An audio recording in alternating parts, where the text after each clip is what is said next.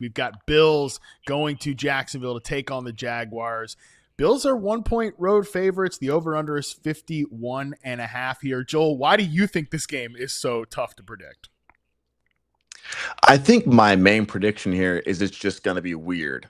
I would expect a Mm. weird game to happen with both these offenses and defenses, how they match up against each other. I don't expect anything normal to happen.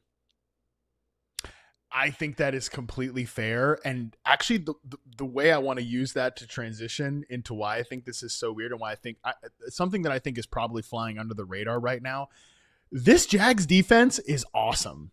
I know, obviously, we're a fantasy show. We've been talking about the offense. We're going to talk about the offense here. We're going to talk about, Travis Etienne and the run game and all of that. But this Jaguars defense quietly, maybe it's not so quiet. Maybe I'm making up a narrative here and like people are onto this, but I don't think we've talked enough about how awesome this Jacksonville defense is. Number one, on the back end, they just close windows against zone coverage. They're able, and I don't know if that's going to matter a ton against Buffalo, because who are you closing those windows on? Dalton Kincaid at the tight ends? Maybe, but certainly none of those wide receivers. They're great against zone coverage. They close windows up.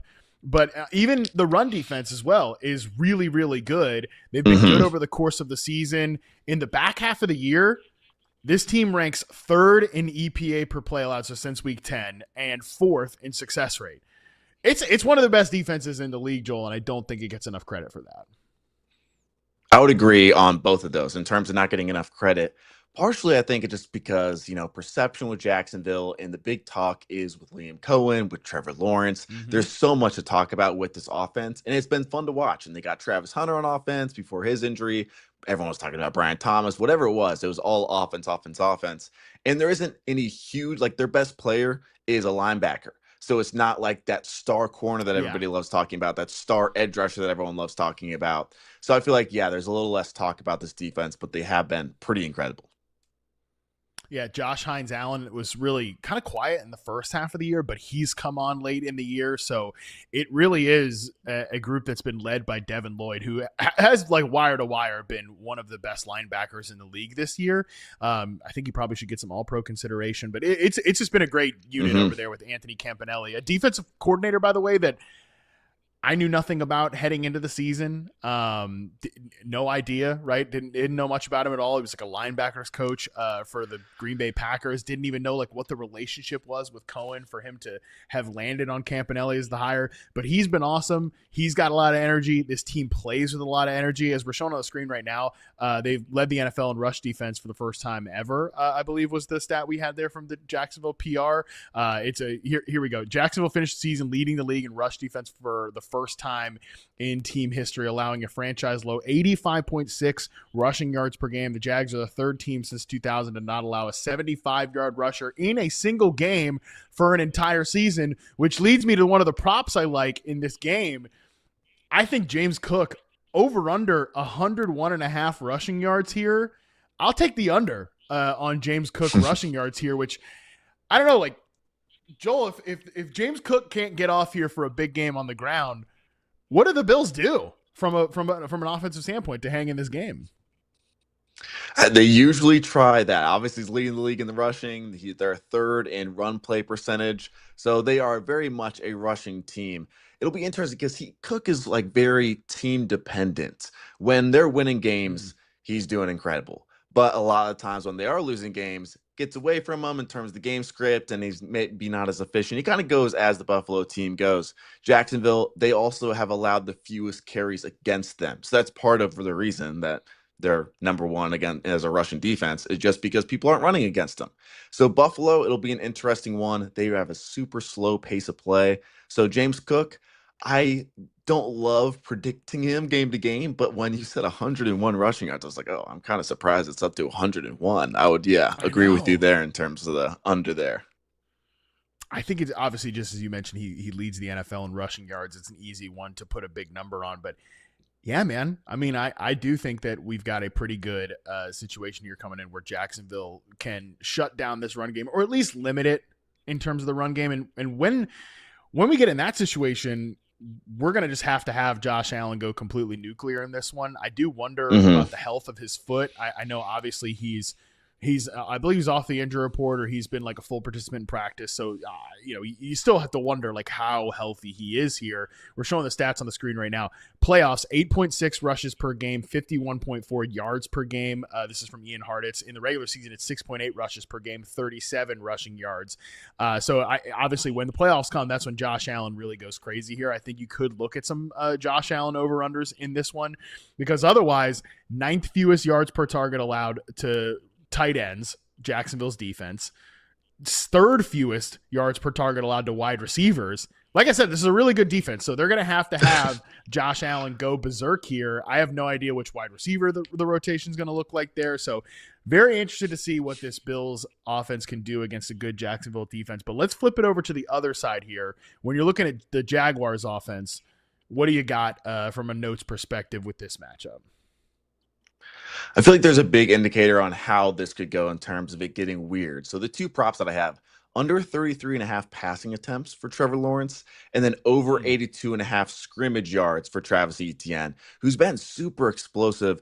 And Buffalo's defense, like that's their weakness as a team, really, is their running defense, but just how they played against running backs. Etienne, he's one play away from breaking one at all moments. But in terms of his rushing, he's been amazing this year. And against Buffalo, if it is a closer game and they can keep his volume up, especially Tuden hasn't really been fully healthy and ETN's volume has been so high. So I like the 82 and a half there. If he gets a couple catches, the receiving can help out a big portion of that 82 and a half. But the big one here for me is the under 33 and a half for Trevor Lawrence. Maybe I'm missing something here, but Buffalo on their side of the field, they are one of the biggest run funnels as a defense. Teams run against them way more than they pass against them. And that is with the game script taken out. So if Jacksonville's up in this game, even more so. But then also, Buffalo's offense, they have one of the slowest paces of play, and they run so much. Like we said earlier, they're third highest in the run play percentage. So if they're just chewing clock on the opposite side of this ball, and if they are driving on Jacksonville, which usually, this Jaguars offense has the ball a lot because of that defense. But if Buffalo is driving, chewing clock, having a really slow game, then I don't know if Trevor Lawrence gets that 34 mark in terms of his passing attempts. He's only done it twice in his last 9 games. So even without all this, I would say it's a pretty high number. But considering everything with Buffalo's offense and their defense, I'd be surprised if he was throwing the ball a ton this game. I love that breakdown by you, because the more I'm thinking about this, I feel like this entire game, like the sportsbook might, they're smarter than me, so this is going to look stupid in hindsight, but True. I feel like the book is, yeah, right, 100%. But I feel like the book's got this one completely wrong. Like 51 and a half point total. I feel like this game could easily go under. The 33 and a half pass attempts by Trevor Lawrence, I think that could easily go under. Because these are two teams, Joel, right now that, look, Trevor Lawrence had a great back half of the year, 100%. He has been awesome. But the incentive here for Jacksonville, I do think, is to play strong defense and to just saddle up Travis Etienne with as much work as he can handle. Like, he's been good. He's been explosive. The Bills are 31st in rushing EPA allowed since week 10. Again, why would you not want to just hammer that matchup there? That's going to slow this game down even more, in addition to the way that Buffalo plays so slow. So if that's how this plays out, I do see a very low scoring, a game that's over pretty quickly here. Like, you're going to have some time between the 1 p.m. kickoff Eastern and then the 4:30 p.m. Eastern kickoff, because I feel like this game could be over pretty quick. A lot of run plays, a lot of defense, and it's a bit of a slog of a contest. Yeah, wouldn't be shocked in the slightest. Yeah, again, Travis Etienne, 82 and a half yards from scrimmage. I love that one by you. I think the Trevor Lawrence over-under as well is good. So, yeah, just to me, like, Travis Etienne has become so good and so critical for this team. I think we'll see a lot of him here. That's a great one. So when you look at this game, all the stuff that we put out here, which may end up looking totally wrong, and this is a complete, like, fire fest between Trevor Lawrence and Josh Allen just airing this football out somehow. Which of these two teams, who do you think wins this game? I want to say Buffalo, just because I want to root for Josh Allen, see him do well, especially, so many people are against him with how the AFC looks this year. I feel like when I talk to my Buffalo friends, they're not very confident. But I will say Buffalo, Josh Allen can go hero mode. I don't want to bet against him right now. I agree with you that I think that I feel for Josh Allen. There's this stupid narrative we're showing on the screen here, like Lamar's missing the playoffs, Mahomes missing the playoffs, Burrow missing the playoffs. Number one, Burrow has missed the playoffs for the last 3 years. Like, what are we doing with the Bengals? No fault of his. Well, obviously he's been hurt, but listen, he's not the biggest problem here. Like, what? I don't even know what he's doing on the graphic though. They haven't been in the playoffs in like 3 years. Give me a break. Josh Allen, you have no excuses. Like, that's the narrative that's going around right now. This is so stupid. This is not the freaking NBA. This is a team sport. Okay, like we don't need to just make it all about the quarterbacks, because we just showed the stat earlier. Josh Allen is 0-4 on the road in the playoffs, despite having 8 touchdowns to 1 interception. So it's just like, yeah, it's a team game. It's a team game. The problem is though, I don't think they win this game. I think Josh Allen goes to 0-5 on the road in the playoffs. I think Jacksonville is very underrated for how well-rounded they are as a team. If it does come to a situation where they need to throw the football, they've got so many zone beaters. The Bills play a bunch of zone coverage, Joel, and I trust Jacoby Myers going to the middle of the field against zone coverage. I love what Parker Washington is doing from the slot right now. Brenton Strange has been really productive against some of those coverages. And like Brian Thomas Jr. is live, of course, to have a big play, even if it's not really the type of matchup that he would necessarily thrive in. So I don't know. I'm picking Jacksonville in this one. I feel pretty confident about it. So famous last words. All right. I don't feel confident in my Bills pick, so I'll just say that. But I think this is the one that I'm like most looking forward to. Like, I'm really excited for this, and it's very easy to root for these two, I would say. So whoever wins this game, I feel like I'll be rooting for them. Yeah, part of me wants to, even though I think Jacksonville wins, part of me wants to root for Buffalo to win this game, so we can avoid all those stupid narratives with Josh Allen. And I do really like Josh Allen. I'd like to see him get a Super Bowl run here, but I just don't know if Buffalo is talented enough of a team right now, or well-rounded enough of a team to get that done. Let's go to the next game here. 49ers at Eagles. Eagles are 5-point home favorites. It's a 44.5-point over-under. When the Niners have the ball in this game, Joel, what are you looking at here? It just kind of has to be a Brock Purdy game in my mind. Like, he's got to backpack this team. And the question here is, like, can he do that on the road against Philadelphia's secondary, potentially without Trent Williams? We hope that Trent Williams plays in this game, but they're probably not going to have Pearsall. The secondary against the running backs in the passing game, maybe that's a factor that they can exploit with CMC. But defensive pass EPA against receivers, they're number 3. Against tight ends like George Kittle, number 1. Running backs are 25th. But overall, obviously, this secondary is really good. It's a great secondary. It's part of the reason I'm nervous about this game for San Francisco. I'll get to some of the other reasons in a second. Now, we've talked about this in some of the like island games here that Philadelphia has played in. At times this year, this defense has struggled defending outside receivers in play action specifically. If you look at just the back half of the year, they've definitely allowed more production on the back to wide receivers out wide, specifically when you're looking at play action stuff. It's about like 9.0 yards per attempt, but that number has actually gone down a little bit. And I think because they've just realized, like, hey, if you have one wide receiver we're worried about, we just stick Quinyon Mitchell on that guy and we just forget about it, which is why I think Jawan Jennings under 43.5 receiving yards is actually a pretty good bet there. And then it just comes down to like George Kittle versus the safeties. I think that's maybe a bit of a toss-up. Like, how healthy is George Kittle even? Ricky Pearsall is not practicing here on Thursday. It sounds like he's not going to play in this game. It's going to have to I agree, like Brock Purdy stepping up is big. It's also like Christian McCaffrey, him taking over this game. That's going to have to be a part of it as well. Yeah, that's why one of my props was the over 106 in terms of total scrimmage yards for him. He only had 14 touches last week. If we look at before that, 27 touches, 27, 23, 24, 31. So he's going to get the volume you would expect, especially in a playoff game against this team who hasn't been like as elite on the ground this year as they were last year. And then I talked about earlier, just in terms of this passing secondary, one weakness in this passing defense, you could say, is the running back. So hopefully CMC steps up. I feel like 106 is pretty low, honestly, in terms of his just total yards. I mean, we've seen him just get a ton of work this season, and there's no reason for them to dial that back now that they're in the playoffs. Trent Williams is back at practice here on Thursday. Him being back will help the run game. And there have been times earlier in the season, especially, where you could kind of get this team on the ground. But with Jalen Carter healthy, with just where this team stands right now, I don't know that San Francisco, who struggled to run for the most part of the year, they've had a couple of moments late in the season, but usually against much more inferior defenses. That's another thing to talk about too. When we're talking about this Niners offense late in the year, Purdy and these guys going crazy in people's fantasy football playoffs, it was against some pretty bad defenses. And then in week 18, they go against the Seattle Seahawks and they just get absolutely smoked. So I'm not saying that that's going to happen here in this matchup, but I do think transitioning this on the other side to when the Eagles have the ball, I mean, Joel, I feel like anything you want, you could probably get if you're Philadelphia going against this defense in San Francisco.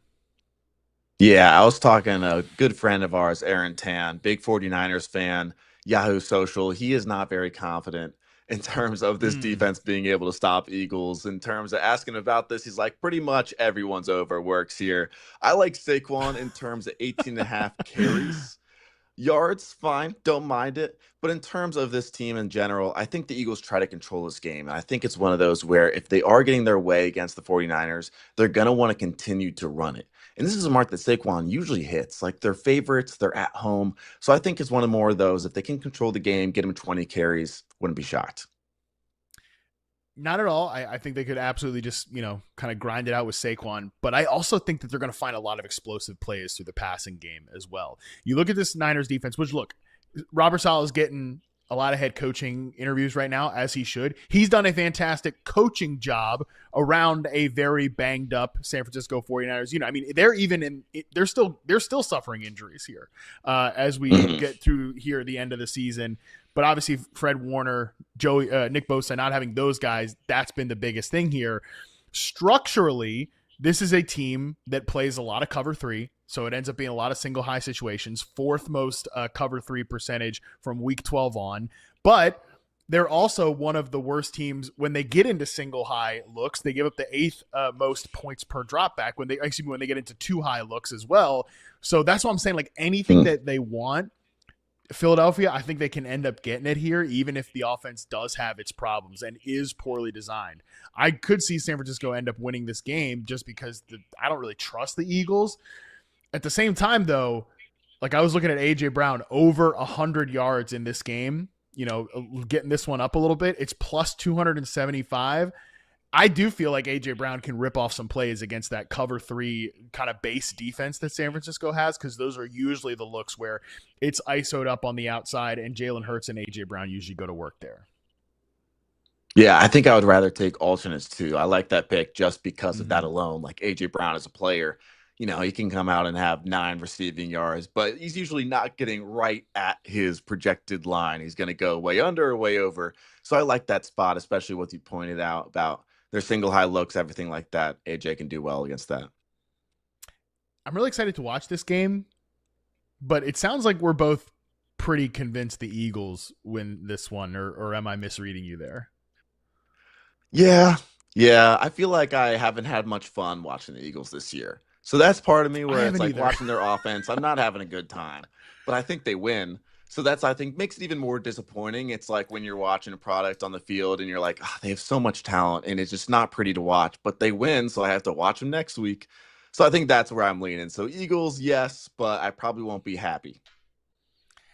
That's how I feel as well. Is I think I'd actually rather see San Francisco move on, because I think their offense is really compelling when it's rolling. And I think Kyle Shanahan's done a great coaching job with this team overall this year, as they've dealt with so many injuries. I really am just hung up on, I think that the Eagles can get it rolling against this defense to such a degree that I do think they end up winning this game. But trusting the Eagles offense to, smash a cupcake, even when the cupcake is lined up for them, has not really been a good bet this season, as they've been one of the most inconsistent offenses in the NFL so far.